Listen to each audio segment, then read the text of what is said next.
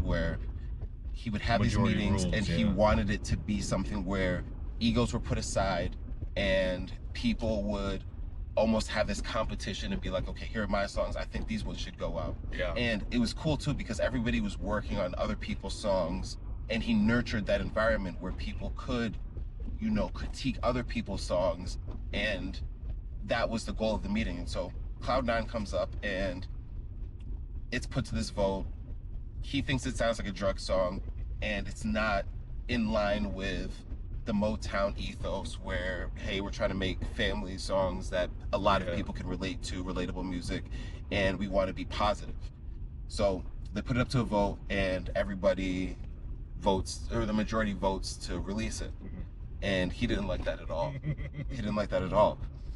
But he said the only way that this works is if I stick by the rules that I set and we release the song. Really? Yep. And it went on to win the first Grammy. Wow. For Motown. And you ask him to this day, and he's like, I still think it sounds like a drug song. but I think the lesson to be learned from there is, even if it's something that he still feels a certain way about, he was able to put his feelings aside and allow the system and the process to take over. Right. And it ended up being great for them. I know that same exact thing happened with Her Through the Grapevine, where he was just like, I'm not feeling it. And so it actually got cut multiple times until eventually finally it was released. And then the floodgates opened and there was like 4 or 5 different versions of the exact same song by different groups, all from Motown.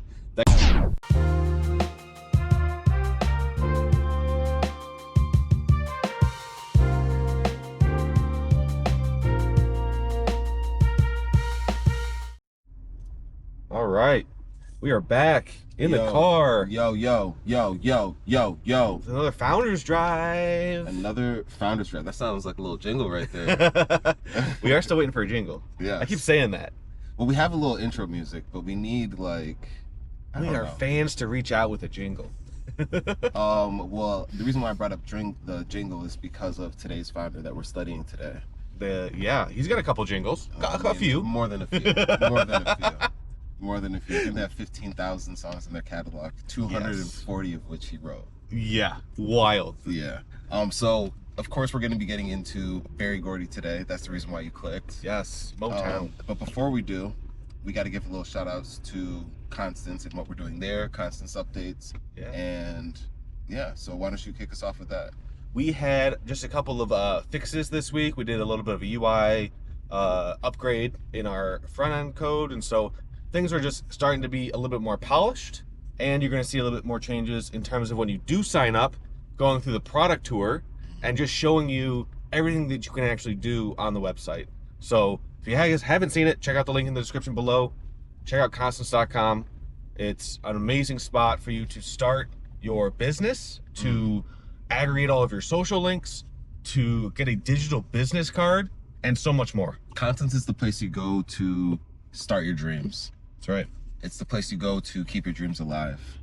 It's a place you go to explore that part of yourself that you've been ignoring because you've been trapped in a job that you hate doing, or you've been just haven't really had the means to actually go and explore the opportunities that you actually want to go and explore in this world. And so we live in a time right now where you can become an entrepreneur, you can utilize your creative abilities to start a business, and in a way that you weren't able to in the past. Yep. A lot of the founders we cover here, especially the ones in the past, didn't have the tools that we've had to be able to take that first step and go and pursue their dreams. And so a lot of what we're building is focused on that mission, helping as many people follow their dreams and start businesses as possible.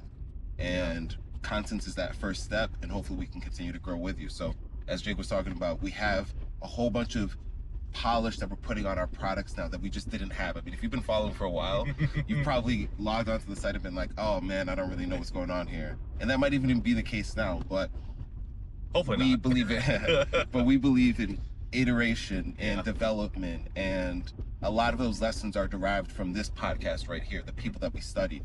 And just looking at Barry Gordy and doing our research, there's a lot that we could take away. So a lot of parallels. yes, exactly. Which is really interesting. Not only just the geography. Yes, yes, we yes, love yes. to see a hometown hero, Hitsville USA. Love studying people that are from Detroit. You know, people sleep on Detroit because we've had some of the most well-known entrepreneurs of all time located in Detroit. Yeah. One of which is Henry Ford, who we've studied in the past. And then this other one, Barry Gordy. I mean, that's another one. This guy crafted a whole sound. This guy is responsible for the artists that graced the 1900s and are still relevant today. Yeah. I mean, the Temptations. Still very relevant. Gladys Knight and the Pips. Diana Ross. Oh my God. Jackson 5. Michael Jackson. Yeah, Stevie Wonder.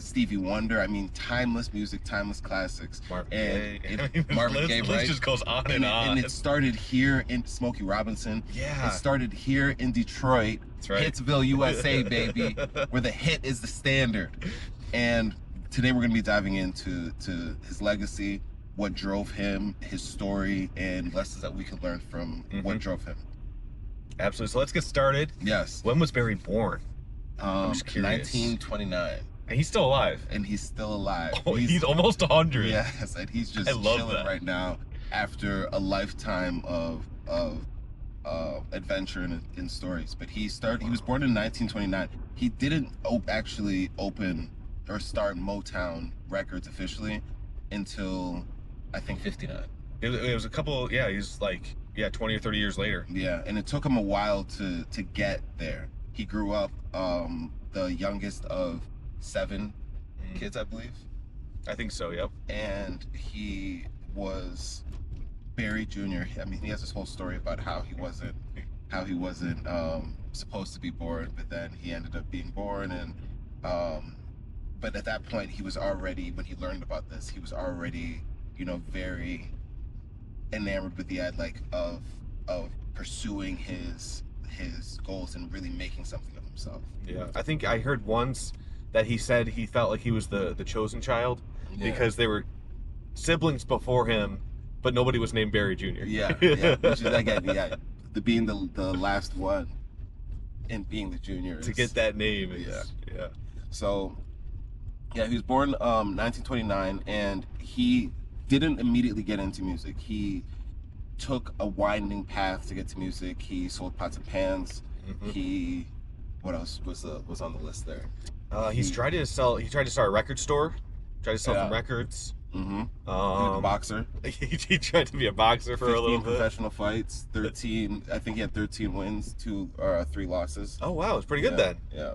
Or 10 wins, 3 losses, 2 ties, something along there. He served in the army. Oh wow.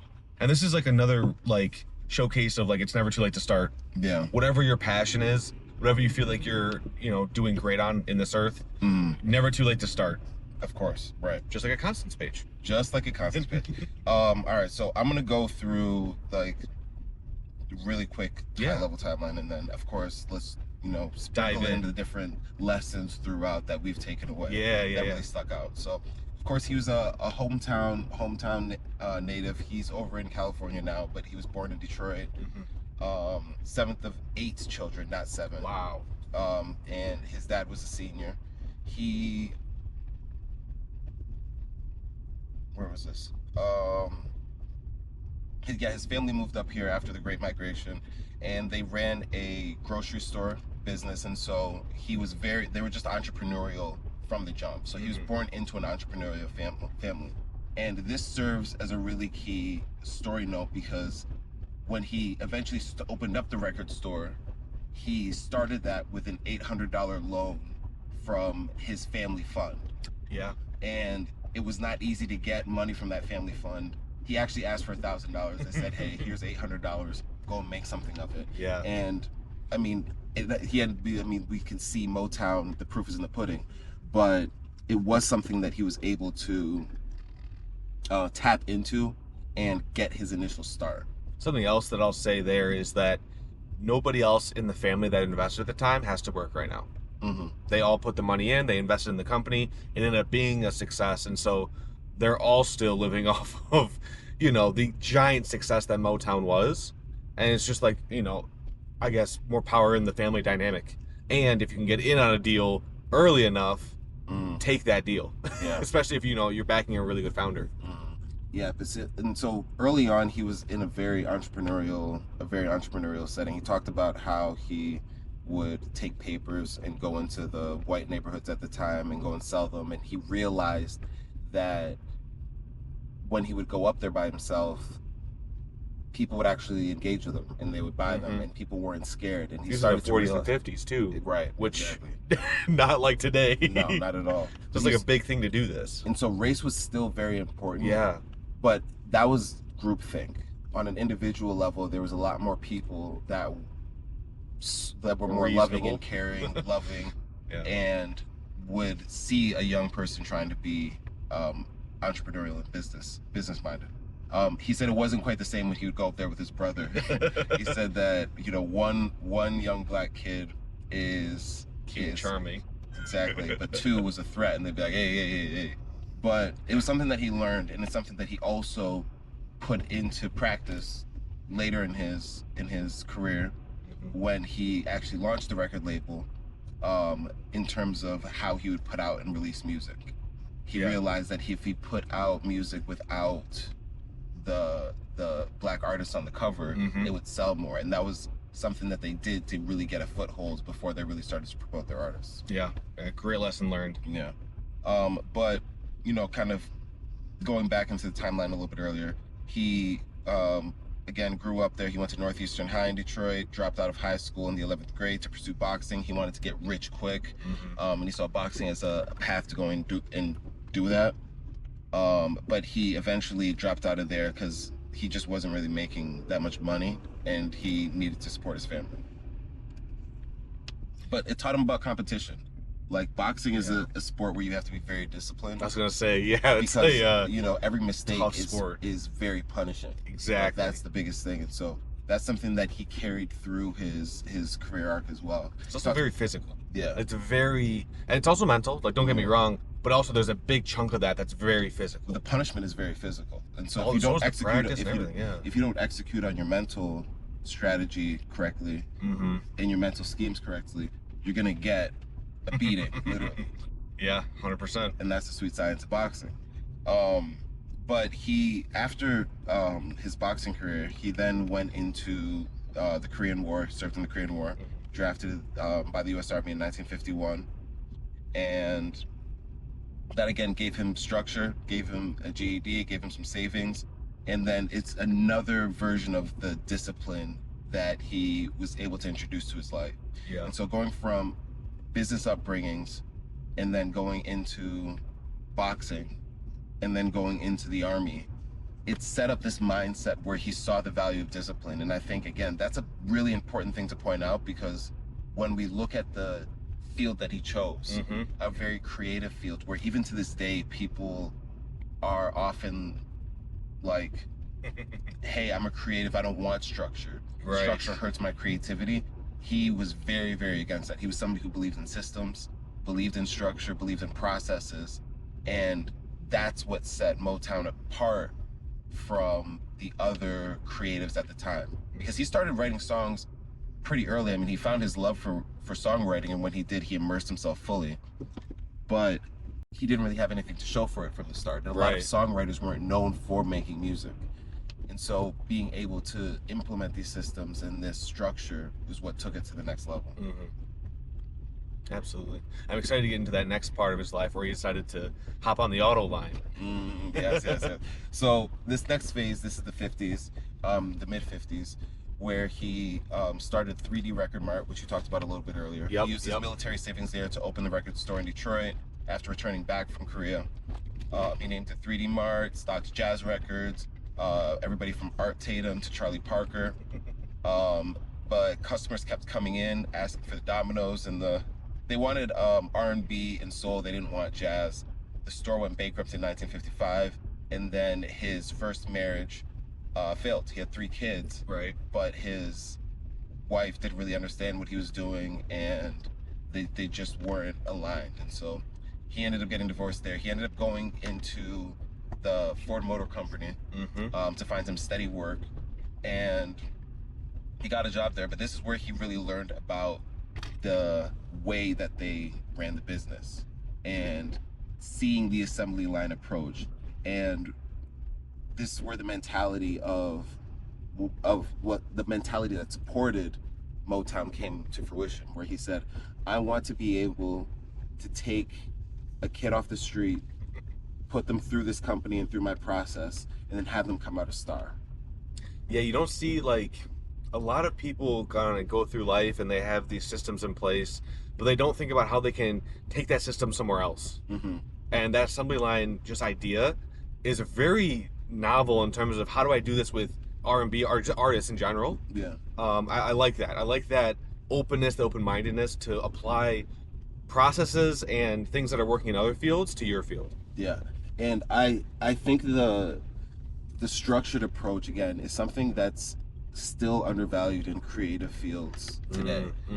One person that was also a person who's also able to systematize creative work at scale and engineer creativity was David Ogilvy, who was one of my favorite founders. Yeah. He used research and the facts and numbers as his guideposts when creating his content.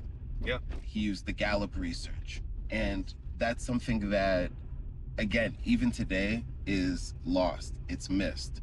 We see people give way to creativity and say that, hey, this is something that I'm just not able to do unless I can do it on my own beat, and I don't want the structure and I don't want the guidelines. But these are people that were able to say, no, there's benefits to that structure, and if we live by that, we can really create something special. Yeah, it's kind of crazy how much we ascribe the success of creative individuals to God-given talent instead of a structure or a process. Yeah. That's very interesting. It's both, you know. But there's even the anecdote too where he says there was people that came in that had amazing voices or could dance or could play unbelievably, but they weren't the right fit for the Motown sound. For the family, yeah. And that's a huge thing because they weren't just judging off of talent. They were judging off of the fit, and the fit is beyond that. It's the way that they carry themselves. The culture. It's the showmanship. And then I think it's also the ability to fall into process. Yeah. The ability to take feedback. Right. We're skipping ahead a little bit, but when he started writing songs early, and he had some hits that went out there. He didn't make anything or have anything to show for it, but his name was out there. And so he went to one record company, I can't remember what it was, and when he was leaving, he met Smokey Robinson. And Smokey Robinson didn't get accepted, but he saw talent in Smokey Robinson, and so he said, hey, I want to see some of your stuff. So Smokey said, well, who are you? And then he goes, well, I'm Barry Gordy. And he goes, oh, okay, well, I know you because you wrote hits for, I think it was Jackie Wilson or somebody at the time. And he said, all right, well, here's what I have. And so he pulled out this notebook, and he was going through all of his songs, and he was asking Barry Gordy for feedback. And he was saying, okay, what are you seeing in these songs? Yeah. And Barry Gordy was like going through it, and he was like, well, this song is good for this reason. This song is bad for this reason. And the thing that stuck out to Barry Gordy was that Smokey Robinson was very receptive to all of the feedback. Oh, okay. And he looked like he lit up when he was saying things were wrong. And again, a lot of times we think about songs as just being from God, which and being from the muse. And to a degree, there is that inspiration that, you know, moves everybody, not even just in songwriting, but all types of inventors or creatives. But there are technical things that can make or break a song. So for instance, he would talk to Smokey and he said, hey, your poetry is great, but the songwriting is lacking in these areas. For instance, you're talking directly to the person here, but then you switch the frame and you go to a third person in the second verse right here, or this second or the second part of the verse. And so he gave him that feedback, and then he said, go listen to some of the songs on the music, implement it. He said, I forgot about them. And then about a week later, he came back and he was like, hey man, I listened to everything that you said. I put it in my work. What do you think about these songs? Wow. And he improved right away. And so going back to that first thing is, it's not just the voice or just just the showmanship. It's Right. all of these different parts that he's looking for that, you know, that he put together in his team. And that made a big difference. But a big part of that is also being able to take feedback and develop and iterate. I think that's something that anybody can take. To me, it's also something that you'll learn when you start a business and when you start a constants page, right? But basically is you might have started the company and you might have the most passion for it, but you might not be the smartest person in the room. And acknowledging that is okay. Yeah. Right? Like it's you might not have like the people you hire to work for you may not have as much passion, but they might be smarter than you. And so you might have to take some feedback, you know, in terms of as an owner, instead of giving feedback, you know, learn to accept it. And as a creative, you know, owning your own work, it can be hard to say, oh yeah, like this outside influence, it might actually have some good ideas, but being open and being coachable is certainly something that'll pay off when you have these chance encounters like Barry and Smokey did. There was this other anecdote, or this other story, I should say, that came up. He talks about how they have a very democratic process. And so they have these quality control meetings, or they had these quality control meetings where they would review all the songs that they had and they said, okay, which ones are going out? And there was a song that he viewed was counter to the Motown sound. So the Motown sound was very upbeat. It was made to be popular music. Right. That could be played in white avenues, black avenues, and it wasn't just relegated to R&B and jazz, which a lot of black performers were at the time. So they had this meeting and they were putting out this song called Cloud 9. And he said, this sounds like a drug song. So everybody else ultimately voted to release the song because, again, it was democratic in that space where he would have these meetings and he wanted it to be something where egos were put aside and people would almost have this competition and be like, okay, here are my songs. I think these ones should go out. Yeah. And it was cool too because everybody was working on other people's songs and he nurtured that environment where people could, you know, critique other people's songs, and that was the goal of the meeting. And so Cloud 9 comes up and it's put to this vote. He thinks it sounds like a drug song and it's not in line with the Motown ethos where, hey, we're trying to make family songs that a lot of people can relate to, relatable music, and we want to be positive. So they put it up to a vote and everybody votes, or the majority votes to release it. And he didn't like that at all. He didn't like that at all. But he said the only way that this works is if I stick by the rules that I set and we release the song.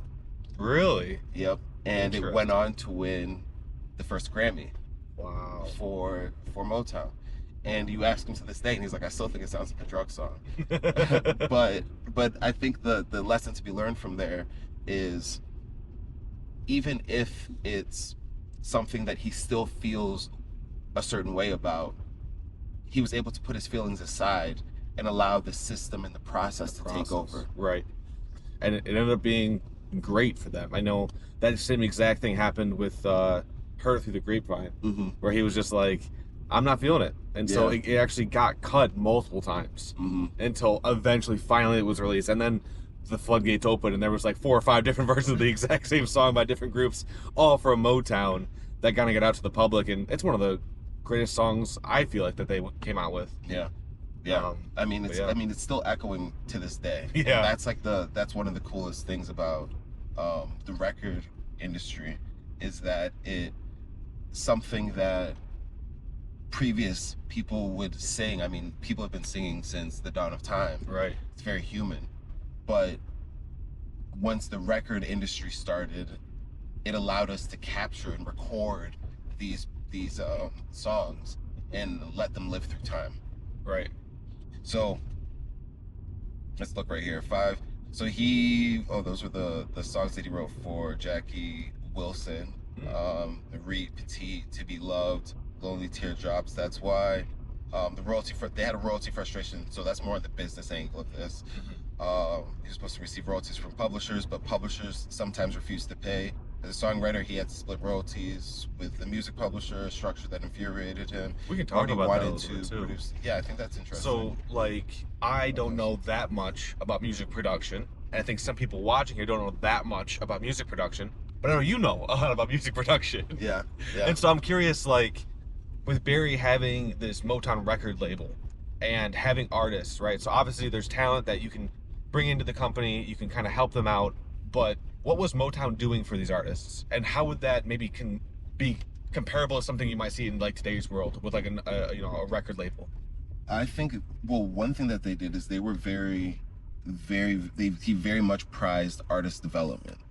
Yeah. And that's in going back to the whole, publishing, is that was a frustration for him even before he opened up Motown, because he was writing songs, but he never made any money up from it, like we said before. Yeah. And so that frustration, he kept in the back of his mind and said, okay, I never want that to be an issue for us. And so when we talk about artist development, he was of the mindset that I want to control the whole process from beginning to end. And that's something that we see in a lot of these founders that we studied. People from Mark Zuckerberg to Elon Musk to Steve Jobs, is they realized the value in being able to have a very vertically integrated process that can go from the artist and taking talent off the street and then developing them. And Right. so part of that is the production and actually, or the writing process, I would say, the idea. And writing is very much just being able to formulate and craft your idea. And then the next step is the production of it, developing the song and the sound. And that could also be very in tune with the writing process. Right. But then the next step is the recording aspect of it. Literal. And Yeah. seeing what that is when you're actually producing it. And that's product development. I mean, we have Of our course. aspect of it too, where we come up with especially in the tech space, where we come up with our plans, what we want to do. And then we actually go and get all of the things that we need to go and produce this idea. And then we actually go and develop it and refine it. And then we put it through our quality control. But then the thing that's slightly different is after that, when we publish it, in the recording industry, you have people that play the music. Right. And The artists themselves. right. And so with this record that we've produced, who gets the payments when you stream it, for instance, or Sure. you play it on the radio? Right. And this is something that Motown was designed to control the whole process from start to end. Yeah. Do you think this was something that he started and then it became something that's industry normal now, or something that was an industry normal that he was like, no, I'm going to do this for my artists as well? Ooh, I don't quite know that. I think there was always a whole publishing aspect of it before, Yeah. but it was fundamentally different after Motown. That's what I thought too, Yeah. is that he was able to do it in a novel way where today I see a lot of people going, oh, I want to do that. Yeah. I want to control every part of the artist's pipeline to really make sure that we can be a profitable company with hundreds of thousands of artists. But also I heard this weird math thing around over 100% of the artists. Yeah, that's even something that it doesn't make sense, where they have the Yeah, explain that a little bit for Yeah. people that are listening to this and might not understand what we just said. So it's very strange in the sense that they have, and I'm actually not the most versed on this either, but they have, the publishing rights are done off of a 200% basis. A 200% pie chart. Yeah, which of is course, wild. If you know any type of math, it just doesn't make any type of sense. Yeah. But it's done in a way where I think it is made to confuse artists, Exactly. and I think a lot of artists have been taken advantage of. And Barry Gordy also has his criticisms Right. for taking advantage of different artists. But I think after the success of Motown, you started to see more and more record labels taking advantage of different artists in this way. Yeah, I would agree with that. And they started to really sell the dream, and that confused a lot of the artists that ended up being signed to these labels. There's a term of 360 deals, Right. where they basically say, hey, all right, we're going to come in and we're going to Front. basically give you this whole cash advance. Yeah. But because we're developing you and we have to pay for that development, we're going to use and we have our own people that we trust. Yeah. We're going to take some of your advance, or we're going to put you in these different situations, work with our producers, and you're going to pay for that. And of course, all of the prices are inflated. Right. And that leaves the artist in a situation where they end up owing money. They start out with debt, but they don't, it's not framed that way. Yeah. It's something that's really interesting too with the Barry Gordy stories and his time at Motown, where during these weekly quality control meetings, some of the artists would know that the songs were not going out. They would know, hey, this one got a no. But Barry, owning the artists and their entire pipeline, would say, no, we still want you to record that. The weird part about that, which, I mean, if you're working for an employer and you know that that stuff's not going to production, yeah, you can kind of do it begrudgingly. But the weird part about this little interaction was that the artist had to pay for the actual studio time to record the song that wasn't going out. And so it's one of those things where he controlled so much about the process that there was a little bit of taking advantage of some of these artists, in my belief. Where he's like, yeah, like, we all know the song's not going out, but get in the studio, record it anyway. Oh, and by the way, pay me for that studio time. Yeah. Yeah. Very interesting. Well, another person to the extreme, we don't have to go down this rabbit hole, but Diddy is somebody that's notorious for really taking advantage of artists using this process. Oh, yeah. And using this structure, and really just exploiting a lot of artists and a lot of talent. Right. To get rich. Yeah. And when you're sitting in the middle and you get to see all of the different contracts, there's also another level of being able to take advantage of people that aren't as familiar with the way that the business works. And it's a lot of creative talent that don't understand business. Yeah, that's not really where their passions are. Yeah. And makes sense, but when you're blind to it. Yeah, well, and I think it doesn't necessarily even have to be where your passions are. It's like you just have to kind of understand it. Like there's people that are passionate about business, i.e. us, that we look at it across different sectors. But there are people that, you still need to understand how your business is operating, because it's your livelihood. You should, yeah, 100%. Yep. And I think people will convince you that you don't need to know that, hey, we're going to take care of it because we develop the artists. But in reality, there's so much trust that goes into that, because it can very easily turn into, oh, we're taking advantage of the artists. Yeah. And it's also a learned helplessness, I feel like. It's, I don't know why, but when you were talking about this, it kind of sparked an idea in my head of just the employee mindset. Yeah. As an employee, I don't really have to know how the business operates necessarily. Yeah. Maybe if I'm the VP, I should know. Yeah. But if I'm just a ground level employee working at the Ford plant, I don't necessarily need to know how Ford is buying and selling real estate or buying and selling car manufacturing plants. It's like there are businesses that operate that are so big and can seem very scary that you get this employee mindset sometimes of like, oh, they're going to take care of me. Or but they're not taking care of you. Or like what my cut is. Like we both worked at a staffing firm before, staffing consulting firm. Right. And we ended up seeing how much money they were making off of us. And it was like, accidentally. Yo, wait, what? Yeah. Hold up. Wait, you're making like twice as much. Where's all that money going? We're the ones who are out here doing the work. And I think that's the thing that, again, we weren't even aware of it. I don't think they were supposed to show us. But like when you're on a job for $18 or $22 an hour, and then you see the contract of the company paying $300 an hour. Yeah. You start to ask questions. Yeah, and of course. And this, not to, shout out to Constance or anything like that, but I think part of this is something that I've just started to realize in terms of the drive for me, is that part of starting Constance is enabling creators and creatives to take the reins of their business a little bit more. To own that vertically as much as they can. Yeah, because it's like at the end of the day, you're the talent, whether you're writing code or whether you're recording music. Yeah. Like there's a lot of creative output there. And it frustrates me when people get taken advantage of in those situations. Especially when there's better offers out there, like Constance. Right. Well, I mean, it's one of those things where it's like, it's a start where you can go out there and be like, hey, at least I can not, give up everything just to start. Yeah. That's really the biggest thing. Exactly.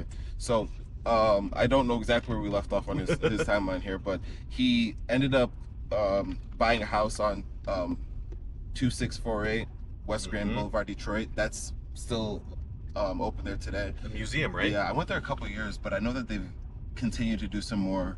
They've continued to do more renovations. Gotcha. There, but it's so dope. You go in there and you see where some of the most iconic songs of all time were created. Yeah. And it's right here. It's right here, and so that's really cool. Smokey Robinson was one of the guys that really pushed him to get into the ownership space. He was like, "Hey, man," he was like, "if you can own the place, like, go ahead and get into that ownership space." Absolutely. And it's really cool because, like, we see the fruits of that decision to this day.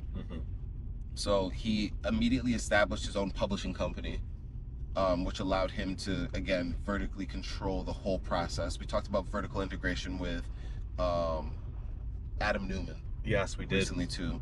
And basically that just means that you just control all of the processes, all the steps in the process, to allow for a more cohesive output.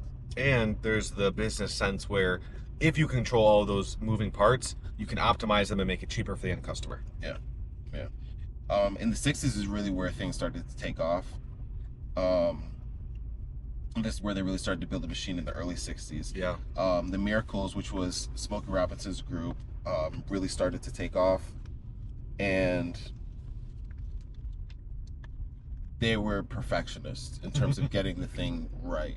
There's a story about how at 3 a.m., Gordy called them to come back and record the final version of a song. There's probably some echoes of Steve Jobs. Right. There. Get back here and record this. But they had their first big pop hit that went to #1 on the Billboard Hot 100, Please Mr. Postman, by the Marvelettes. And then Smokey was basically like the chief songwriter, basically like chief engineer, right? Right. The chief songwriter, and he was one of his like closest friends, confidants. He was the VP of Motown, and he was also out there producing, which I like. I mean, the thing that I like about a lot of these guys right here is that he wasn't just a suit. He wrote a lot of the songs, and he knew what he was doing. It's also in that Ogilvy vein where he was like copywriting. Yeah, essentially doing the job that he was saying. This is how you do the job. Yeah, and another thing too is just it just shows you how far writing can take you. Yeah, like keep your notebook with you and capture your ideas. Writing isn't just essays in class; it's a mode of capturing your creativity. I like it just because it's storytelling. Right. And then we can kind of go down here a little bit. The hit factor in the late 60s. Yeah. So just going over this whole crossover strategy, he realized that Black Americans were roughly 12% of the U.S. population. Even selling to every Black adult couldn't match the selling to a quarter of the white population. So his strategy was to maintain the emotional depth in the rhythmic drive of R&B, but add polished production and melodic hooks that would appeal to mainstream America. Songs built around universal themes like love, heartbreak, joy, and dancing. And then the presentation was non-threatening and sophisticated, designed for white audiences to feel comfortable. The tagline was the sound of young America. In the artist development department, it was organized by Harvey Fuqua. The three key departments working in coordination. You had Maxine Powell's finishing school. That was key. Right. I feel like that was like the first ever attempt to do like PR for your artists that were singers. Yeah. Right. Well, not just PR, but very much like artist development, because they taught them how to. Oh, exactly. To be presentable in front of the Queen. That's what I mean. I went to one of the tours and they talk about how they were again prepared to be in front of the Queen. Yeah. And perform that level of and sophistication knowing how to conduct themselves accordingly, not misstep here and there. Like that's the level of development that they went to. I don't see that happening with artists today. I think a big thing with artist development today is it's very lazy. Really? I think so. And I think that's interesting. Well, it's not to this level. No. Where it's like, is this person aware of how to conduct themselves in all of these different situations? I think artist development is just like, okay, how do we get this cool sound and get, the hit? But part of that is just developing the person. That's interesting. To be, That's something we'll have to talk about in the Super Secret for sure. Just because I also am curious about like the term of like industry plants and how you might, curate an industry plant. I think there's industry plants in tech too. Exactly. But part of what they taught though was public speaking. Yep. They taught posture, they taught walking, they taught stage presence, they taught etiquette, they taught personal grooming, they taught interview skills. They prepared artists to perform at the the Copacabana, and the White House, not just the Chitlin circuit. Right. And they worked with the top people. It's like Stevie Wonder, Marvin Gaye, the top premier PR training. Yeah. Like everything you might need to do under the sun to appear to a wide marketable audience. Yeah. And again, I think it also might just be at the times right now, where it's like just kind of like, I mean, the fact that people are just saying stream all the time, it's just a different level of polish in getting there. And so that's one aspect of it. The other aspects that they taught was the choreography. So they had legendary tap dancers turned choreographers, created synchronized group choreography that became Motown's visual signature. They had the Temptations moves, the Supremes hand gestures, the Four Top stage presence, and that was all from this Atkins. And then Maurice King's musical direction. He was a band leader who worked on vocal arrangements, live performance coaching, ensuring artists could replicate their studio sound on stage. That's something that I don't see today. Right. Is unless you're in the top, where you're like Justin Bieber, or even Chris Brown, but Taylor Swift maybe. Taylor Swift, but even then, I think the whole popularity move is way more heavily weighted than the actual talent and developing talent. Yeah, like, right. Developing talent is, I think it's just a phrase right now. It's not like a real thing. That's interesting. Yeah, we'll have to jump into that for sure. But just kind of like round out some of this stuff for this stuff before we jump into Super Secret. The trio wrote and produced most of quality control meetings, we talked about that. The records, but just kind of give it a little bit more structure in there.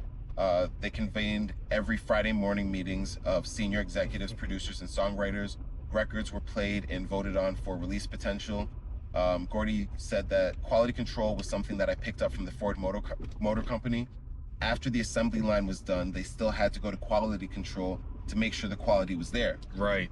And it was a democratic process, like we've talked about. Anyone can challenge anyone, including Gordy himself, and he used to actively encourage it, which is something to take. If you're in a leadership position, you should actively be encouraging thoughts. What do you think about this? Right. And that's a critical thing, and it's something that he implemented.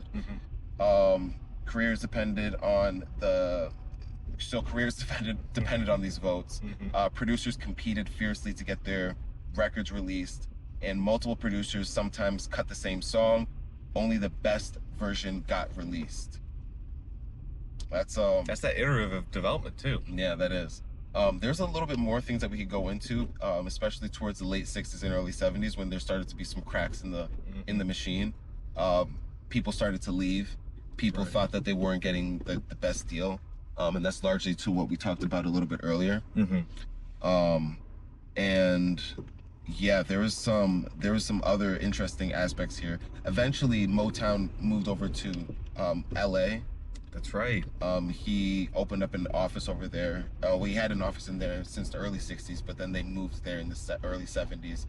And that was to expand into other verticals, like with film. And at its peak, Motown employed about 300 people in Detroit. Nice. By the time the transfer was substantially complete, fewer than 100 people remained here. And then they started to shift into like Hollywood, and then there was like a slow decline. It wasn't like they completely just lost everything. I mean, Motown as a record label is still alive here today. Yeah. Even though he doesn't own it, he sold his shares in the company, and he sold his publishing for over $300 million. Yeah. So he's sitting on a nice little mountain of money right now. But a couple things that I want to talk a little bit about before we do shift over is just a couple of his quotes. Yes. And I just want to like share them. We don't have to go too deep into them, but I think it might be a nice way to round this out. Yeah, something to think about. Yeah, so we have on the founding vision, maybe I could do the same thing with music, create a place where a kid off the street could walk in one door, an unknown, go through a process, and come out at the door, another door, a star. That's very much the assembly line mentality that he took from Henry Ford. So if you're a creative, I mean, Listen up. look in these other industries. Yes. On business and music, he said, my philosophy is that the music business is 80% business and 20% music. I like that. I'm also finding that very much with technology too. Yep. 20% we're definitely going tech, to talk about. Yeah, 80%. And then we have money had never been the main thing for me. It's the legacy that's important, and I think that's still intact. Songwriting was my love, and protecting that love was the motivation for everything I did in the early years of my career. Producing the artist who sang my songs was the next logical step to making sure my songs were done the way I wanted. On competition, he said, I believe competition breeds champions.